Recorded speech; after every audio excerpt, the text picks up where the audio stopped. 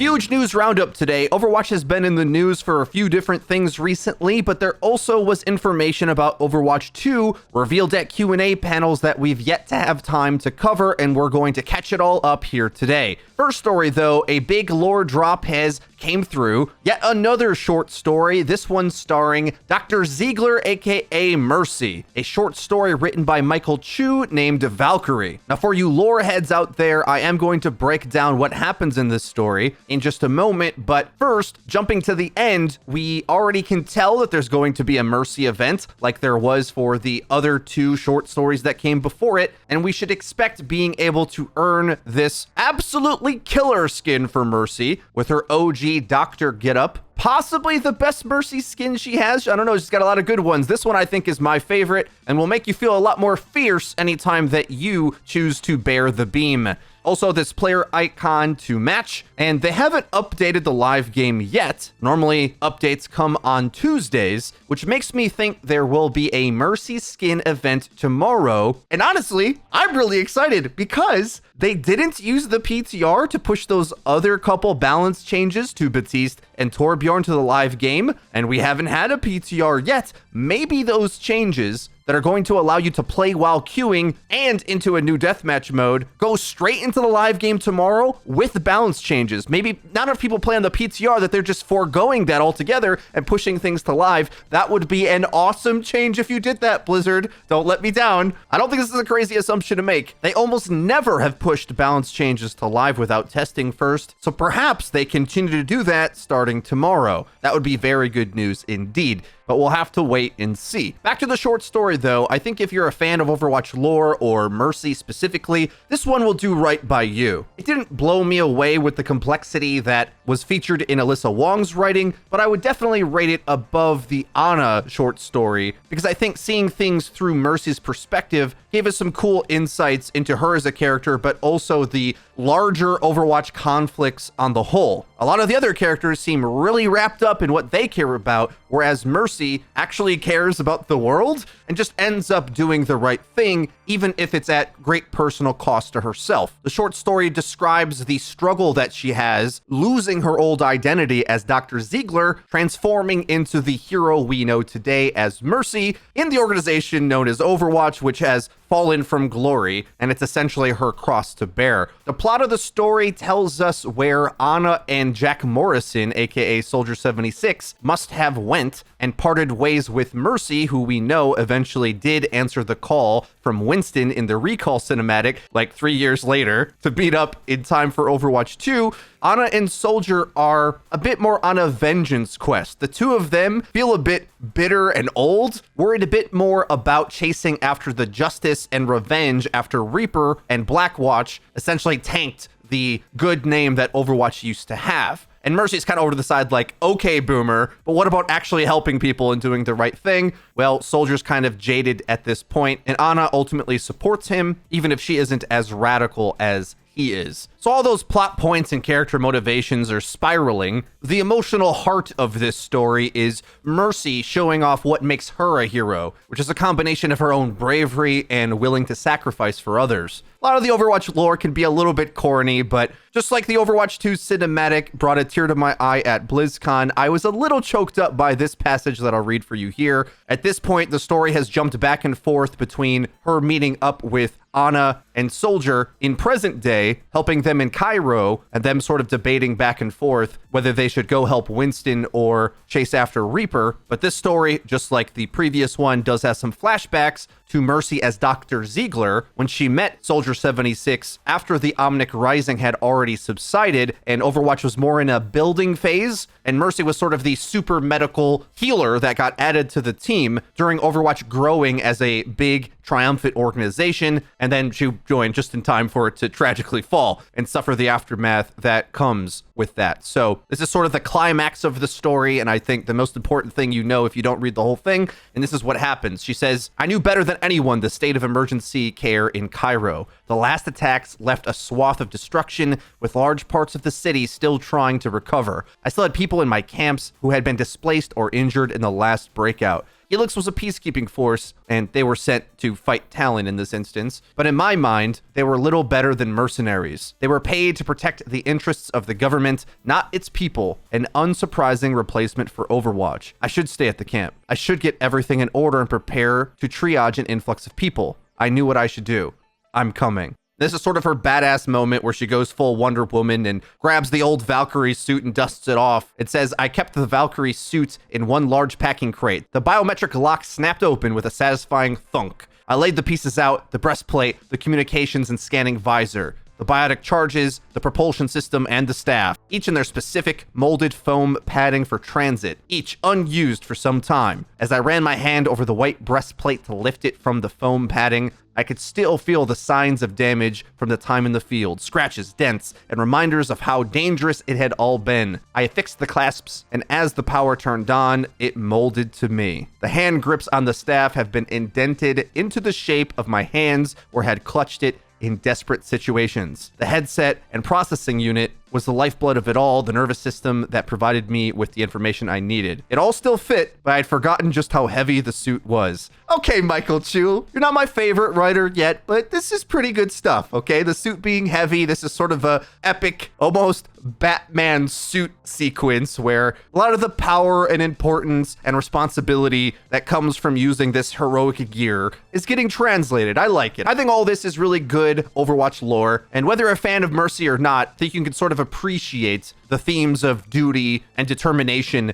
that Mercy is working her way up to. Elsewhere in the story, Mercy talks about not really like being dragged in the mud with all of the nastiness that the wars and conflicts and Overwatch gets pulled into, but at the same time, then she puts on her suit, flies over the carnage of the attack, and you as the reader kind of get pulled into the thrust and speed of it all and the sort of adrenaline that's running through Mercy when she's answering the call of duty. And here's a cool section where she's reflecting on this. I never wanted to be Mercy. And at this point, the reference is just too easy. When you saw that, I hope you, like I, thought of that hilariously annoying song. I'm not gonna be Mercy. Okay, back to the story. She says, it was something that was thrust upon me. The Valkyrie suit was to prove a point that my technology worked, but I knew how other people saw me, how my teammates wanted me shoulder to shoulder with them. And so, little by little, Dr. Ziegler withdrew and Mercy took her place. A little bit of Iron Man mixed in there as well. Overall, I gotta give a golf clap to Michael Chu. Thank you very much for the lore. More production of this stuff is definitely a good thing, and I personally prefer these short stories to the comics. The comics were fine and a good intro to everything. There's just so much more you can convey in text, but that's going to be all for the breakdown of the short story. Now let's get into some pretty important Overwatch news. After BlizzCon, Kotaku had an interview with Jeff Kaplan, who confirms honestly something we've all sort of feared, that development into Overwatch 1 stagnated because of the sequel. Jeff says it plainly right here. Overwatch 2 was 100% the reason for sluggish Overwatch 1 updates, and that was the reason we were so excited to announce Overwatch 2. We now feel like we can have that open dialogue with the community of,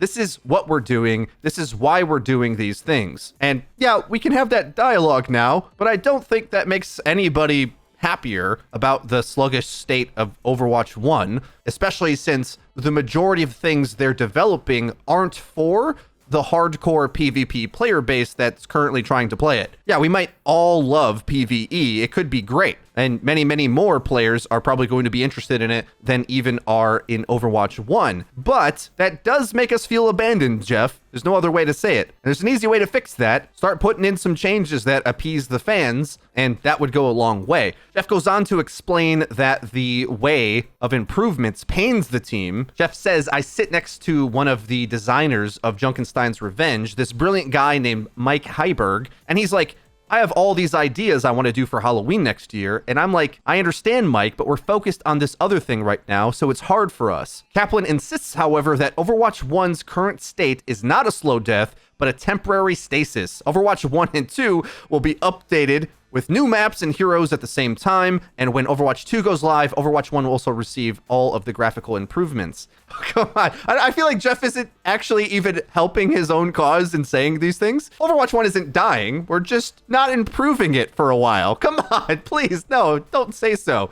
It goes on. Kaplan believes that, all things considered, the team has pulled off a pretty decent juggling act, keeping Overwatch 1 aloft with new heroes, role queue, and the custom content-focused workshop, while quietly plugging away on Overwatch 2. But he thinks that updates will once again flow like so much lava from a Torbjorn ult after Overwatch 2 comes out. I figured it out, guys. That's why he buffed Torbjorn's ult charge rate. We've been trying to figure it out. We had no clue what possibly could be the reason to buff some completely out of left field thing. And I get it. I'm the Blizzard Whisperer, I tell you. They buffed Torb's ult as a metaphor for the amount of updates that will be coming when the new game comes in 2 to 3 to 5 to 10 years. Okay, I'm getting a little too cynical, but I'm trying to have fun with this. Last up, Jeff says, I think Overwatch 2 is going to be the greatest moment in Overwatch history, comparing the impending pace of updates to 2016 and 2017, when Overwatch 1 was the team's full focus. The fact that we can pick up again with that live service cadence, where we're 100% focused, is really exciting to me. Yeah, it's exciting to us too.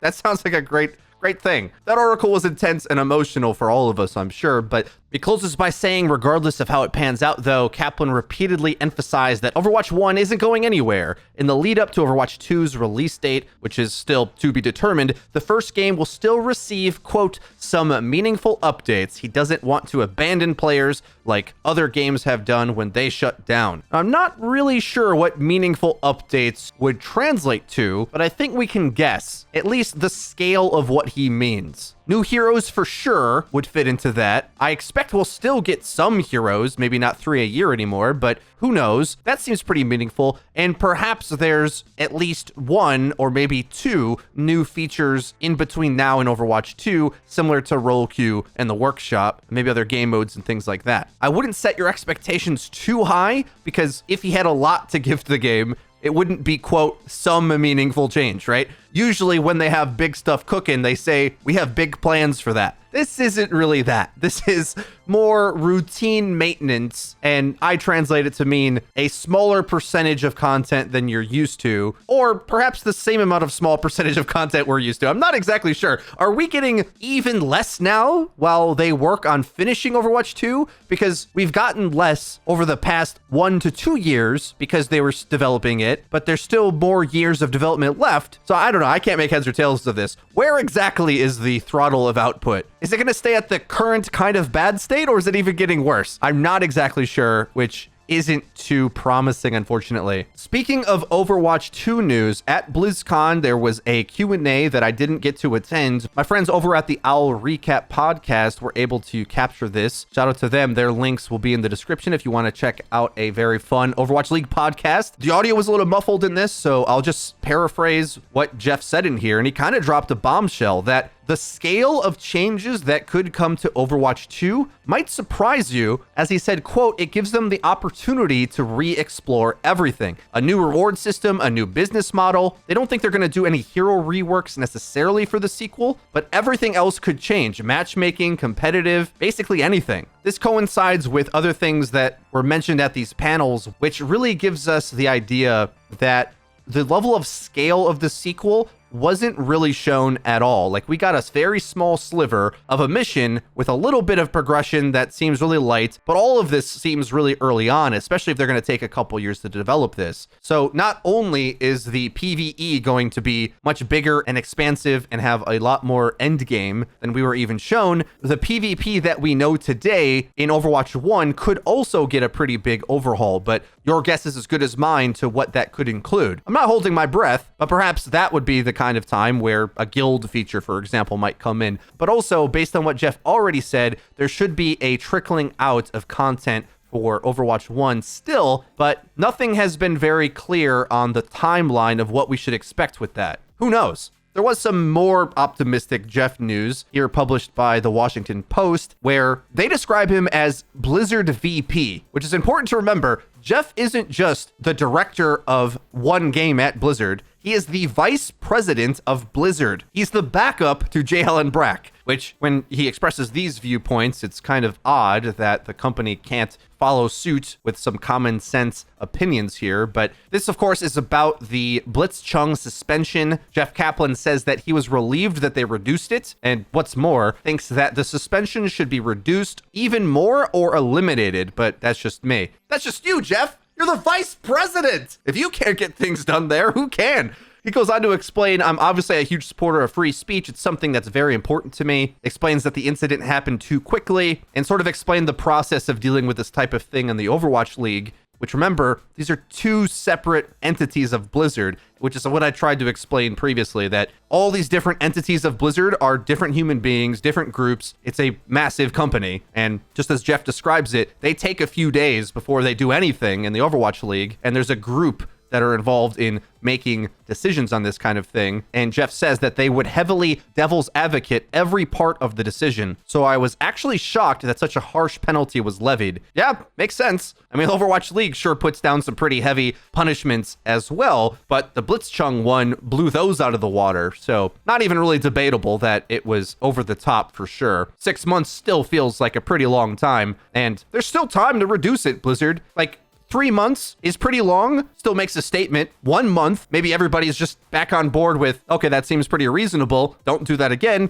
There's a lot of good ways you could still go about fixing this, Jeff. So let's hope they work on that. Last few tidbits, things that we didn't cover from BlizzCon. Michael Chu did confirm that the voice announcer on the new Toronto map is Mandata's voice, which confuses us because he's dead. So does that mean his AI is uploaded to the cloud? Or is this another retcon? We don't really know, and we'll have to wait to see and find out. The final bit of news here for Overwatch League fans. At the panel at BlizzCon, they revealed a few important changes to next season, and there perhaps may even be more, but they're no longer doing the 4 map sets. Thank goodness. They said it's going to be like playoffs, first to 3, which means you don't play that superfluous 4th map, which makes a lot of sense. Don't know why it took 2 years to figure this out, but classic Blizzard, better late than never. But I'm not sure if they explicitly mean loser pick, because that's the way it is in the playoffs. That would be a huge deal if the losers pick the map.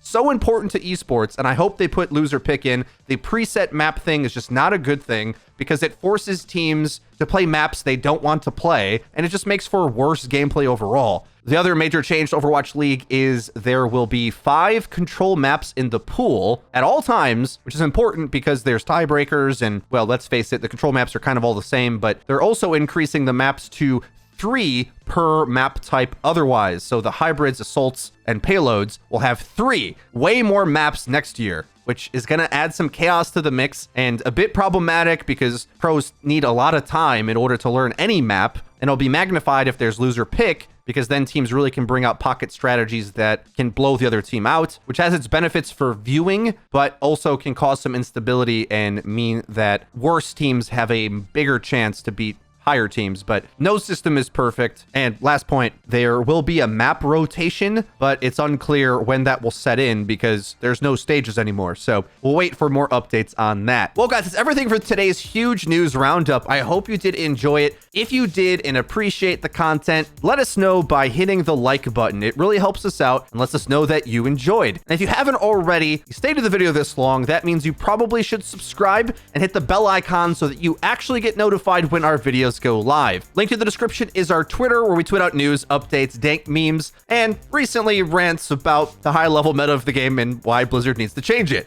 It is a follow on there to join the conversation. Otherwise, that's been it for me. It's been Frito for your Overwatch, and I'll see you guys next time.